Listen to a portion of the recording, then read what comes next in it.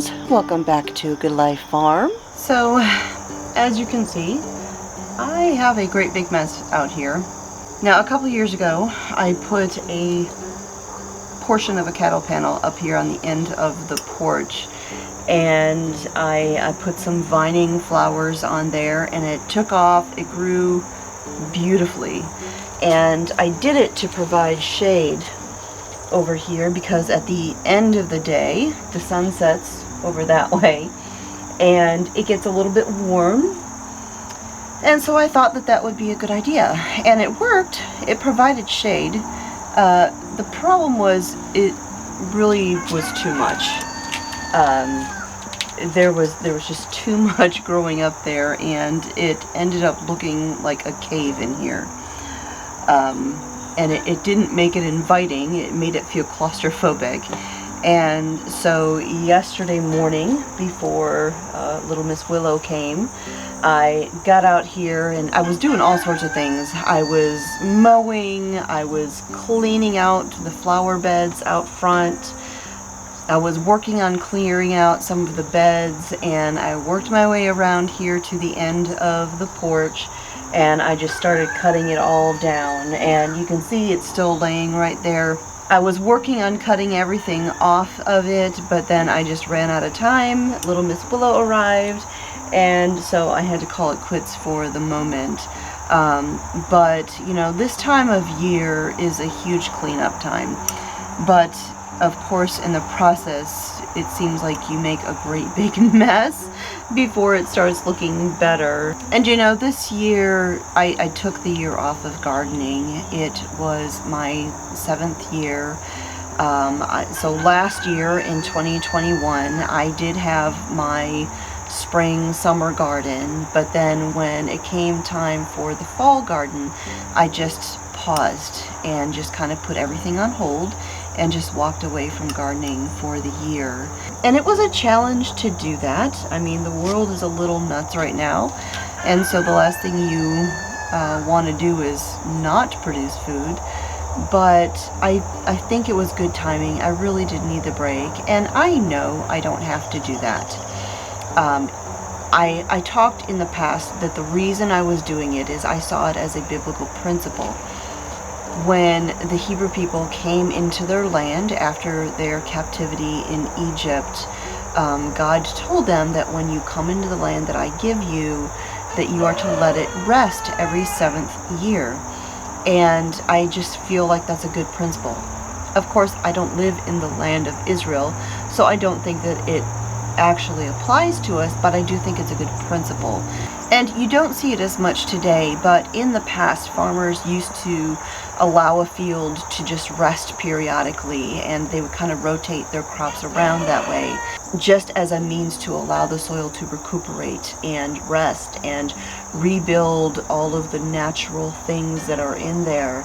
And so I do think, even though, you know, it is not something that I have to do, that it was good to do it. And the timing ended up working out very well because, as you know, we have our first grandbaby, and so it allowed me to spend time with her, to help care for her as a newborn, and of course to deal with some health issues that I've had going on.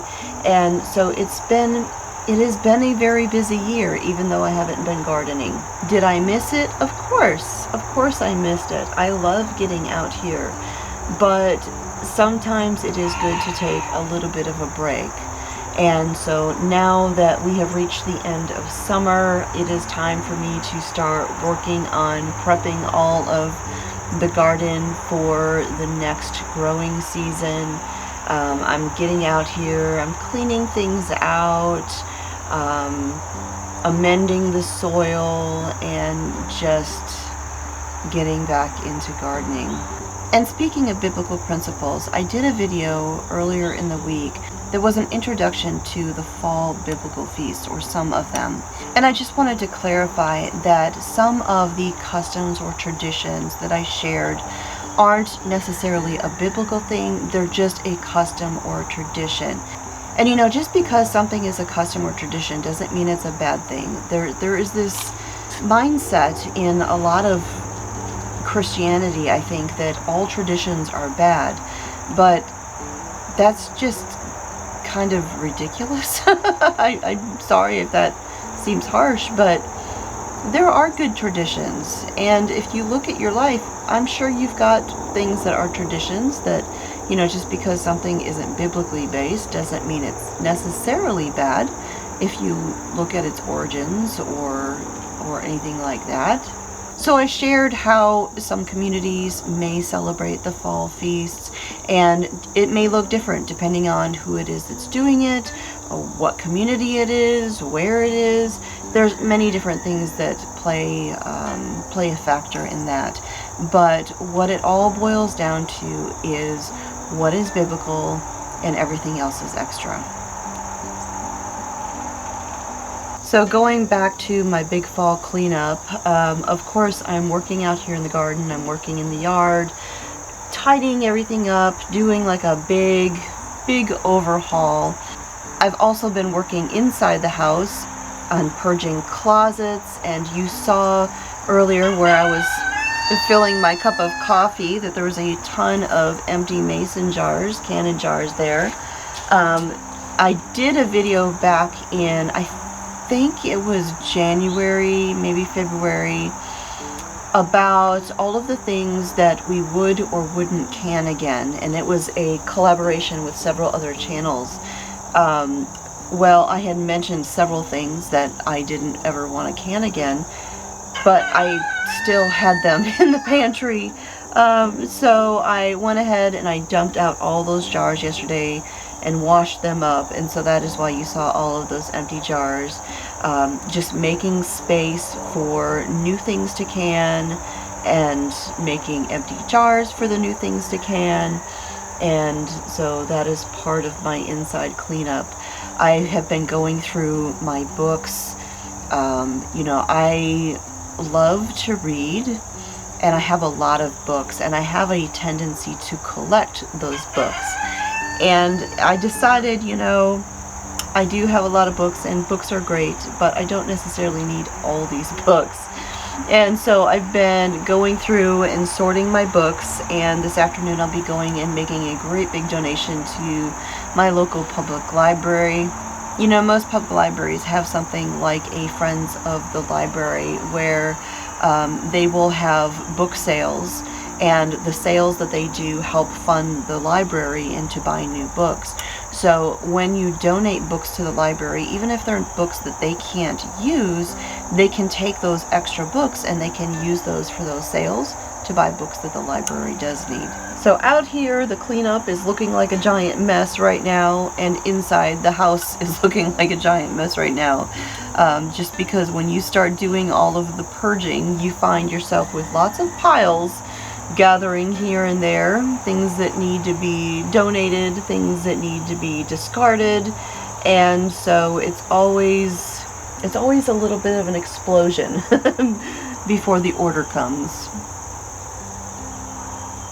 So I do have one last announcement that I want to share. My friend Anna over at Fermented Homestead is organizing a collaboration with several other wonderful YouTube channels, and it is called Fall Into Sourdough. And we are going to be making some sourdough crepes. But before we get started, I want to tell you guys about the collaboration. As of the filming of this, myself, along with 19 other channels, are going to come together to bring to you at least one video on how to do a sourdough recipe every single day of the month of September. These recipes are coming to you from a super huge range of sourdough skills. We have people who are super skilled all the way down to people who have never done it and people who have only seen failure, and there's everybody in between. Now I will tell you, I am a sourdough newbie. For years I have tried to do a sourdough starter and it always failed every single time. It didn't matter if I did it from scratch with, you know, wild caught yeast, or if it was a bought starter, every time it failed. Well, I finally figured out after all this time what I was doing wrong. And so, of course, now I've got sourdough that is doing great and thriving, and I find myself with lots of discard to use. I already shared one of the recipes a couple weeks ago for just amazing sourdough pancakes. And so if you are interested in sourdough, you definitely want to check out this collaboration. All right, so it is time to get on with my day. So thanks for hanging out with me here this morning. I will talk to y'all next time.